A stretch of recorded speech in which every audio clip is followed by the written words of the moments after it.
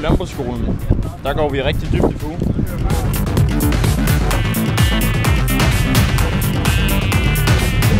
De kalder os for farmerne.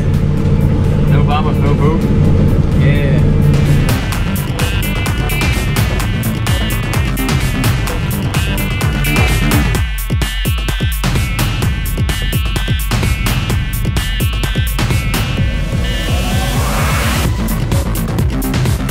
Jamen det der så sker, det er, at vi får det første fulde læs. Jakob er på vej til at skulle køre.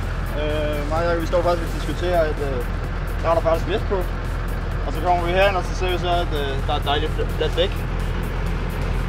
Det er sgu ikke særlig godt. Ja, det der skete, det er, at Niels eller nordsjællanderen, han har valgt at punktere med vognen, og den anden vogn, den er kørt, så vi holder her med en fuld majtasker. Vejret er dejligt, der er masser af vind. Og vi kan ikke gøre noget, vi kan kun holde stille. Det er noget lort.